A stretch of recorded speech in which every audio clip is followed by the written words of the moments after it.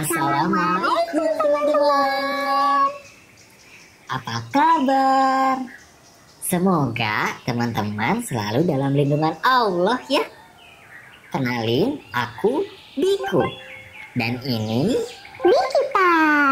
Hai teman-teman, salam kenal ya. Sekarang kita akan belajar bersama di Bikupedia. Belajar dari Quran di Bikupedia. Klik di sini untuk subscribe ya. Ada yang tahu kita sekarang berada di mana? Betul, kita sekarang berada di hutan Bikita. Wah, Masya Allah, banyak sekali ya pohon-pohon di sini. Udaranya juga segar sekali. Apakah teman-teman suka hutan? Lihat deh, di sana ada sesuatu. Sepertinya itu kertas yang digulung. Wah, apa itu? Apa ya?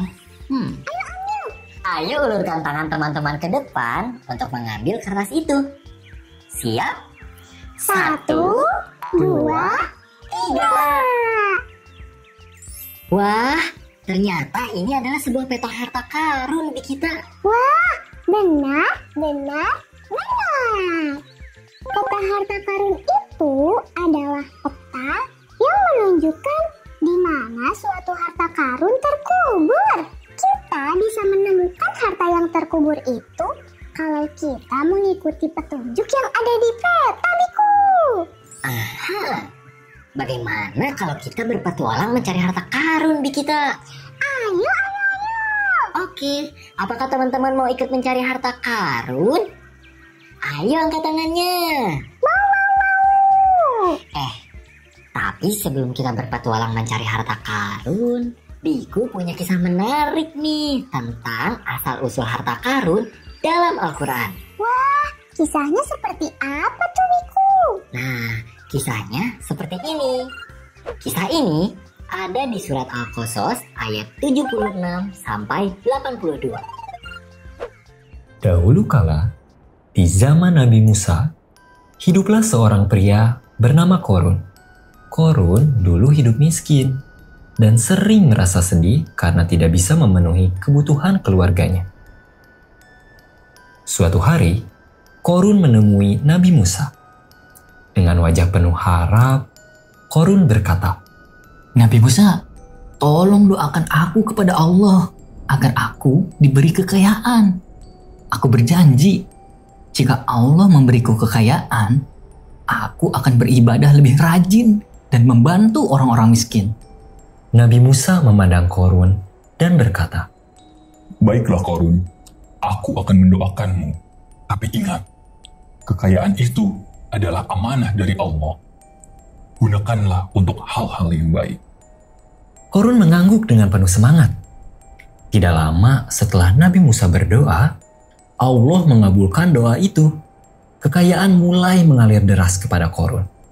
Dia memiliki gudang-gudang besar yang penuh dengan emas dan perak. Bahkan, kunci-kunci gudangnya saja harus dibawa oleh banyak orang karena saking beratnya. Pada awalnya, Korun sangat bersyukur atas kekayaan yang Allah berikan. Tetapi, semakin lama, dia mulai berubah.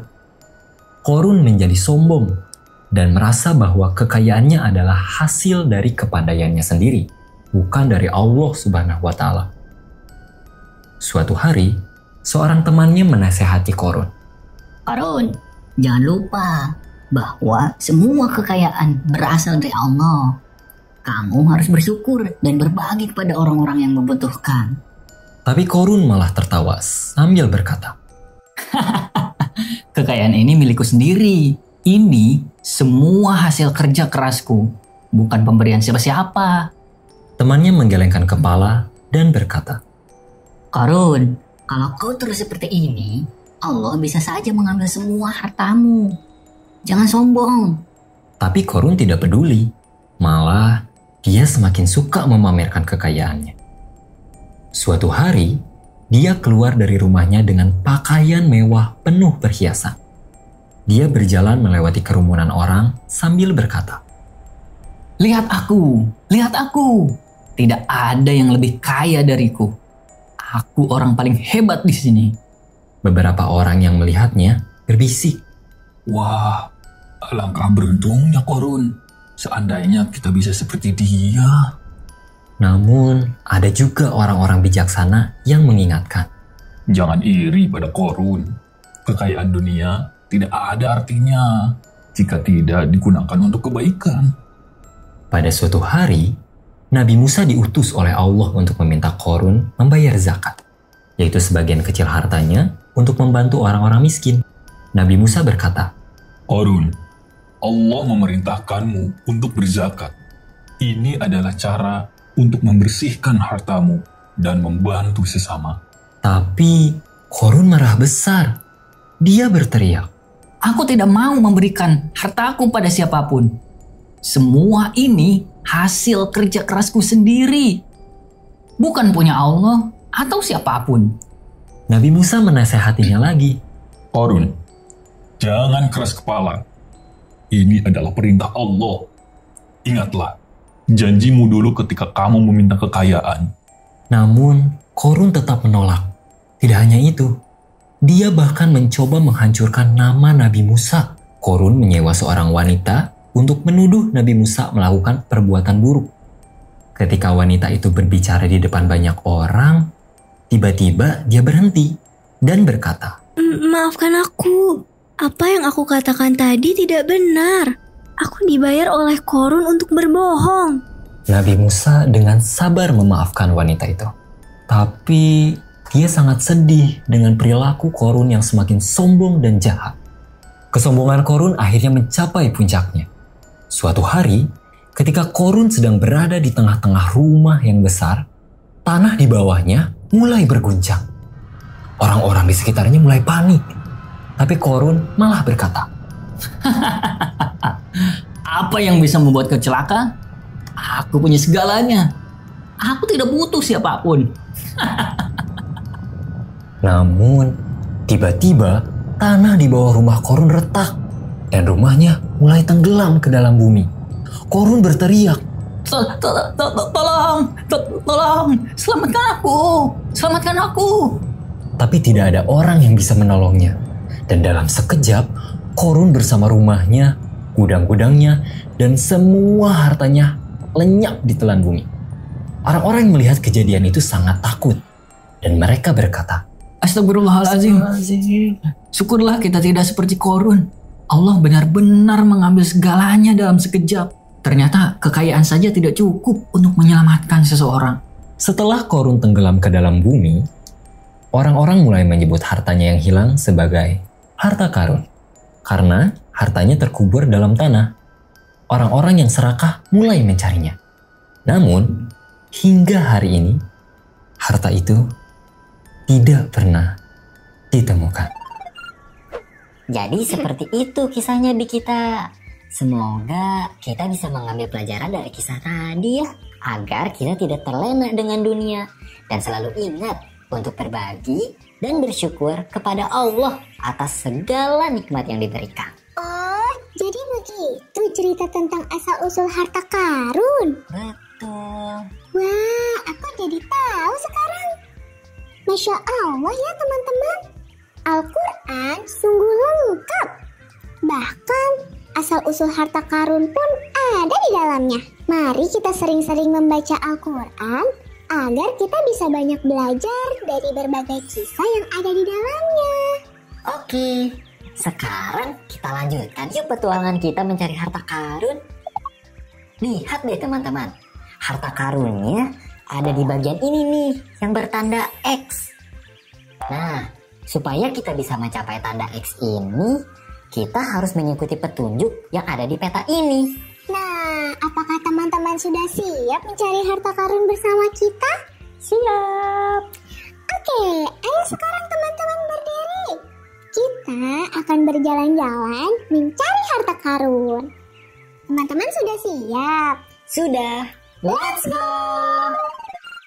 Kalau kita lihat dari peta ini, harta karunnya ada di ujung kanan itu di kita. Oh, yang pada X ini ya? Betul. Kita mulai dari mana ya, Biku? Dari sini nih di kita, dekat gunung. Kita harus berjalan 3 langkah ke depan, mendekati hutan. Oke, kita berjalan bersama yuk. Teman-teman ikutin kita ya. 1, 2, 3. Selanjutnya kemana, Biku? Selanjutnya, kita akan belok kanan sebanyak 4 langkah, mendekati danau. Oke. Siap? Siap. 1, 2, 3, 4. Lalu kemana lagi? Nah, selanjutnya kita harus menyeberangi danau ini. Gimana caranya? Karena di sini tidak ada jembatan, maka kita harus melompat. Teman-teman sudah siap melompat bersama kita? Siap. Dalam hitungan ketiga, kita lompat ya. 1, 2, 3, lompat! Yeay! Wah, seru ya, Biku. Betul. Kita sudah berada di jembatan nih sekarang. Iya, sebentar lagi kita sampai nih, teman-teman. Betul. Tapi supaya tidak terjatuh, kita harus bagaimana ya? Bagaimana kalau kita merentangkan tangan? Ide bagus. Ayo teman-teman, rentangkan tangannya sambil berjalan 3 langkah ke depan. Hati-hati ya. Oke, siap? Siap. 1, 2, 3. Yeay, kita sudah melewati jembatan di kita. Berarti kita tinggal serong kanan aja ya, Biku? Betul di kita. Kita tinggal serong kanan sebanyak 4 langkah. Siap? Siap. Oke. 1, 2, 3, 4. Yeay! Kita sudah dapat harta karunnya nih, teman-teman. Betul. Isinya apa ya? Kita buka yuk. Ayo. 1, 2, 3. Wah, Masya Allah. Ternyata isinya adalah merchandise Bisa Quran Kids. Wah, Siapa yang mau merchandise-nya? Angkat tangan. Kita bagikan aja yuk, Biku. boleh. Ini hanya untuk 5 orang pertama ya. Teman-teman bisa mendapatkannya dengan cara screenshot isi harta karunnya dan kirimkan di DM Instagram @bisaquran.kids. Nah, Instagramnya ada di description box di bawah ya. Oh iya, pastikan juga nih teman-teman sudah subscribe dan follow Instagram @bisaquran.kids. Wah, semoga beruntung ya, teman-teman. Ingat, ini hanya untuk 5 orang tercepat ya. Semangat! Alhamdulillah, sekarang kita sudah tahu nih asal-usul harta karun yang ada di dalam Al-Quran. Seru dan bermanfaat sekali ya. Next, kita berkisah tentang apa ya? Jangan lupa subscribe agar teman-teman tidak ketinggalan video berikutnya. Jangan lupa like dan share juga ya, biar makin banyak orang yang tahu tentang kisah-kisah yang menarik di dalam Al-Quran. Biku dan Bikita pamit dulu ya. Wassalamualaikum.